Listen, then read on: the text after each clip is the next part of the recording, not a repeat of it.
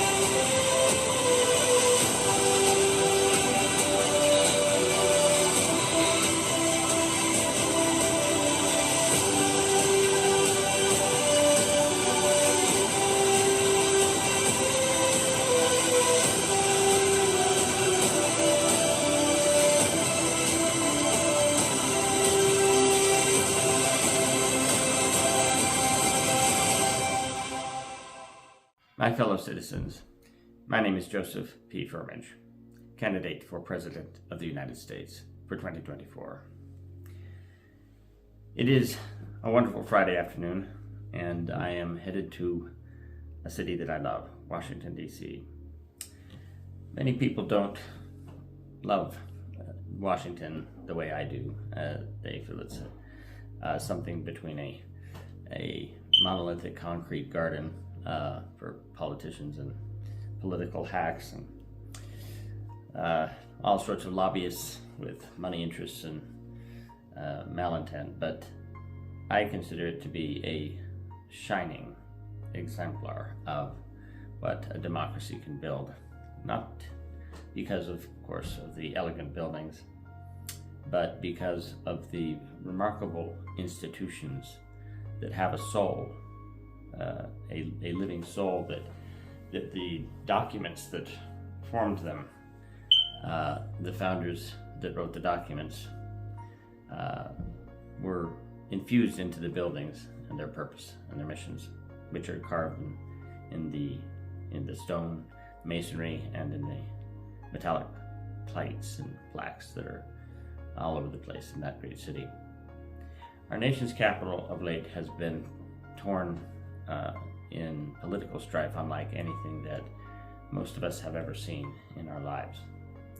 Indeed, I, as a student of American history, clearly required to be a president of this great nation.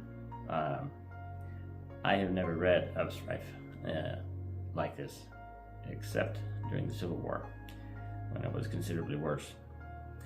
One of my objectives in running for president and in seeking your support is because I believe that a sharply increasing fraction of American citizens think like I do, that we can have ideas of our own and opinions, and some of them can be from the right, some from the left, and some unique to ourselves as individuals.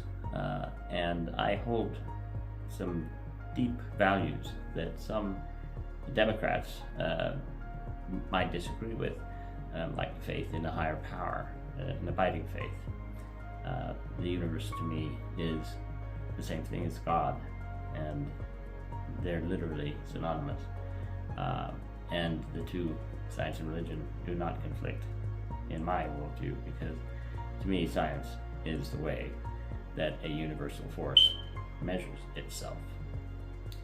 And that simple concept, science is the way that a universal force or power measures itself, tests itself, explores itself, is a wonderful way to put at peace those kinds of tensions between science and spirituality that a lot of people have growing up or even growing old.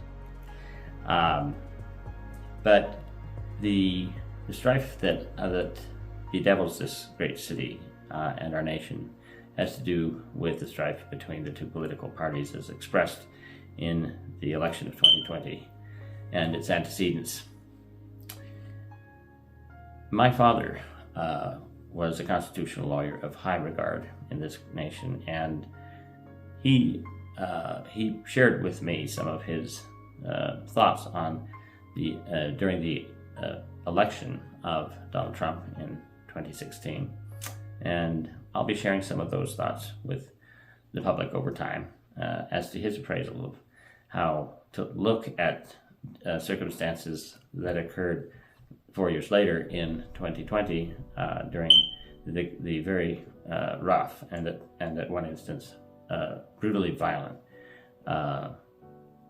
conflict that emerged over the election results that should never have occurred at all in this great democratic republic. I am of the opinion that should I become president of the United States, I will be intending to heal this wound in a very profound and straightforward manner that does respect to every citizen's point of view in this great nation at the same time. And I really believe that it's possible to do that. And I will be discussing that proposal with my advisors, and I will be making a decision following taking the oath of office after due consultation with members of Congress and also with advisors, special advisors, and obviously with God. But I do believe there is a way to bring peace between these dynastic interests that are at war with each other, and we do not need to live vicariously through the war between those who admire President Biden, as I deeply do, and those who respect and admire Donald Trump. And with regard to that presidential record of President Trump, that record is spotted and certainly was severely damaged by the events of January 6th. But I will say that the communications that he provided appealed to a broad cross-section of Main Street American citizens who I believe feel a great angst about the direction of the country and in particular their economic well-being. And it's hard to articulate what that angst is, but it seems that we are losing touch with our heritage in some ways, and it's becoming harder and harder to make ends meet, and it's hard to find out exactly who to blame except the policymakers. Where else? In DC. Well, I will tell you something about my opinion about the events leading up to the 2020 election. It was the first election in American history where we thoroughly had deployed social media worldwide. Now think about that for a minute. I've often characterized the internet as the emerging mind of humanity, the mind of the planet, if you will, planet of human beings, our collective mind. Well, that mind is still a baby. It's a young mind, and with a lot of chaotic thoughts and a lot of even schizophrenic and manic thoughts that you can see on your chaotic message boards and such on any one of the social media networks that you frequent. That's going to settle down over time, but keep in mind that during the past two election cycles, social media was grappling with itself and trying to figure out what was true and what was false. And I'm pretty sure that the kinds of technologies that we'll be bringing forth in affirmative administration are going to help that in a different and unique way, without any sort of draconian thought police, but rather stimulating through STEM and STEAM programs in America's education system, and new stewardship, centers of stewardship that will provide adequate waveguides to direct naturally internet traffic to truth over falsehood. It's a commitment of mine to address that topic in the coming 2 to 4 years. I believe we will make a profound and marked improvement in the quality that naturally develops in the internet economy. And as I imagine, what we can actually do together when we stop fighting so much across the aisle is start uniting across that aisle. And when we do, I believe in my soul that there's absolutely nothing that the American people cannot accomplish together. So let's unite American leadership. May God bless you, your families, and may God bless the United States of America.